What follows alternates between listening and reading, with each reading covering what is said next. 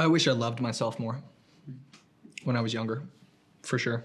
I wish I stood up for myself more. Yeah, but don't you think that's something that comes with age? I Yep. mean, I wish that as well, but I think that that kind of self-love only comes when you experience and are more certain of yourself.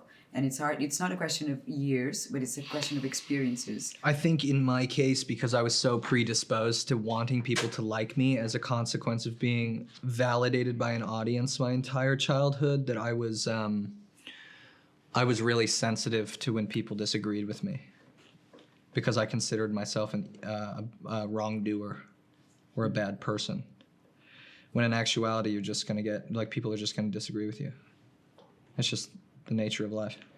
Yeah. As your spirit solidifies over time and you build your opinions that will end up taking you through the rest of your life, it's a polarizing process. It's naturally polarizing. People are not going to like you, and some people are. Some people are going to ally to the things that you believe, and some people are not. I wish that I understood that process a little earlier, but I was so all-consumed as a consequence of my upbringing, being so sensitive to my self-worth being a direct consequence of if people thought I was interesting, that I was my own executioner in very many ways, because I was so self-critical. It turned me into a false version of myself, because I was always trying to act right. A lot of the times. I was so concerned with moral perfection.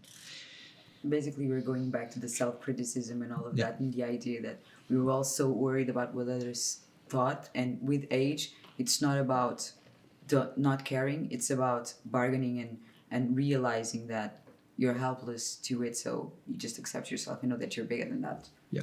Dealing with rejection, I mean, it's different dealing with rejection when you're 18 and dealing with rejection when you're 30, so... Yeah, I don't think anyone should be exposed to the amount of public opinion that young actors are exposed to, ever. I said it in an interview before, but it's been wildly misinterpreted what I said. I had mentioned that fame was in very many ways a trauma, and it's been kind of misinterpreted, and people have decided whatever they want to decide off it. It's interesting because it's an elected trauma, right? The reduction of anonymity, the removal and scrubbing of a person's anonymity over time, and the caricaturization of a person into a sort of object is traumatic. It is. It comes with, as a double-edged sword that has a silver lining of affluence and financial prestige and sexual prestige and social prestige, but it is a trauma to reduce your ability to maneuver in silence. And everyone should know that. Yeah. And I think the amount of public opinion that you were exposed to as a young person within the arts, or even as an older person, can be very traumatic. And I've seen it many, many times now across projects in my life. I mean, I don't know if I was homeschooled, and the girl I was dating, at least when I was younger, was at a regular school, and everyone kind of knew who I was. So that was a little strange, but yeah, I tried to do all the things and I was very lucky to have, and I'm still very lucky to have had the same close friends that I've had since I was a kid. That was very lucky. And I was also privileged when I was much younger, during the youngest part of my career, to not have the internet. I feel very scared for young actors right now. Very scared, because they're exposed to a level of criticism that even I was not exposed to when I was young, during the youngest part of my careers. Acting, for some reason, is discussed like it's a prodigal talent, like you have it or you don't. Don't know why that is. I don't really know if I agree with that.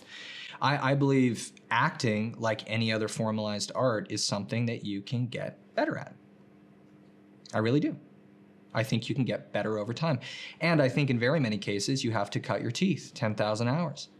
I think you can train. Now, the luxury of when I was younger was that I could do the 10,000 hours in private. If my direct-to-DVD movie about soccer didn't really hit the fucking button, no one had to see that shit. Yeah. And I could do all those direct-to-DVD movies, and they would just sit in the back of Blockbuster. No one cared. Now, your portfolio is on display to a global audience in a way we never had before. So your 10,000 hours of training are being scrutinized in a way that they never were before, which is terrifying because you are still a pupa. You are developing. And it doesn't matter if you're 30 and you're starting, or it doesn't matter if you're fucking 6. You are developing. And to some people, it comes much more naturally, and to others, they have to train more. Do you think there's any way to prevent that?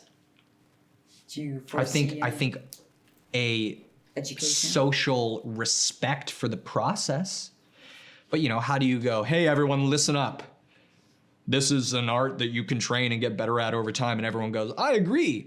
I think also, this is also a problem with the publicity from the industry and just from social media as well, which is we love prodigal talents. We love it.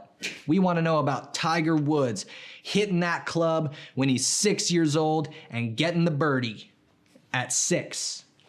But then every single one of these stories that you watch, these documentaries you watch, we're like, he's been on the course since he was 3. Yeah. The Venus and Serena, well, they were training when they were kiddos. Every single person, train. Most of it in private.